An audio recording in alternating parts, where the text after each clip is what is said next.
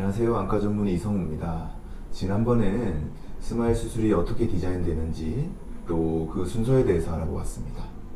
오늘은 이를 통해서 만들어지는 렌티큘이 왜 이런 모양이 되어야 하는지 조금 더 말씀을 드리려고 합니다. 지난번에 보여드린 그림인데요.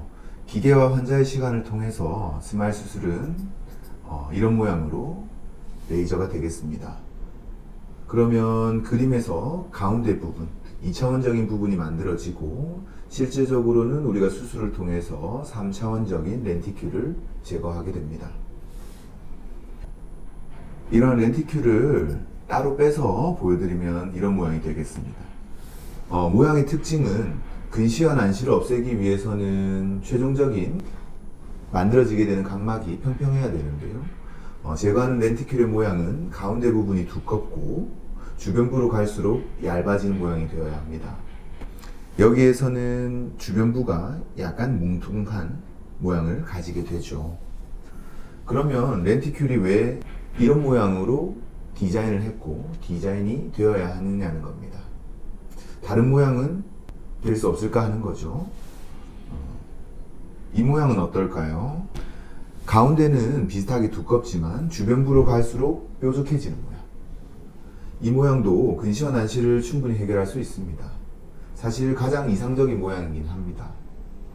실제로도 일반 라식과 라섹과 같은 코니얼 어브레이션 서저리, 즉 각막을 태워주는 그러한 수술은 제거되는 각막의 모양이 두 번째와 가깝습니다.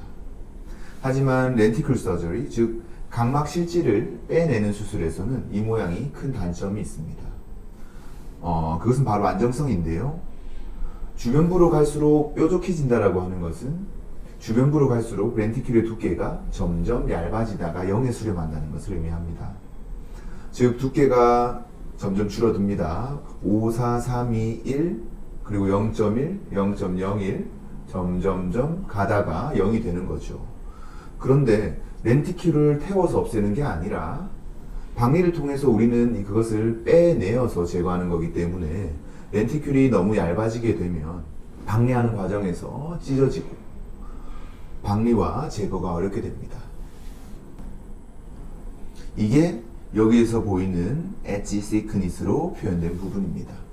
일반적으로는 미니멀 시크니스라고 부릅니다. 실제로 이 정도 비율로 두껍지는 않고요. 10에서 30 마이크로미터까지 우리는 이것을 조정 가능하고 환자분의 눈 상태에 따라 이를 적절하게 조절해서 수술하게 됩니다. 이 그림으로 정리를 해서 말씀을 드리면 우리가 스마일 수술로 제거하는 렌티큘의 구조는 두 개로 나뉩니다. 첫 번째로 근시와 난시를 교정하기 위해서 중심부가 두껍고 주변부가 얇은 첫 번째 그림과 같은 모양의 렌티큘이 필요하고요.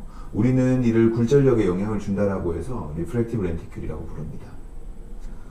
두 번째로 근시와 난시를 교정하는 효과는 없지만 수술의 안정성을 위해서 중심부와 주변부에 동일한 두께를 가지게 되는 실제로는 굴절력 교정에는 영향이 없기 때문에 non-refractive 렌티큘이라고 부릅니다. 따라서 한 덩어리로 제거한 렌티큘에는 굴절력에 기여하는 리프렉티브 렌티큘과 안정성에 기여하는 non-refractive 렌티큘이 모두 포함되어 있는 겁니다. 사실 이 non-refractive 렌티큘에 대해서도 생각해 봐야 할 포인트들이 많은데 또 다음에 하나씩 말씀을 드릴 수 있도록 하겠습니다. 오늘은 스마일 수술에서 제거되는 렌티큘의 모양에 대해서 좀 더 알아보았습니다. 시청자분들에게 조금이라도 도움이 되셨으면 좋겠습니다. 감사합니다.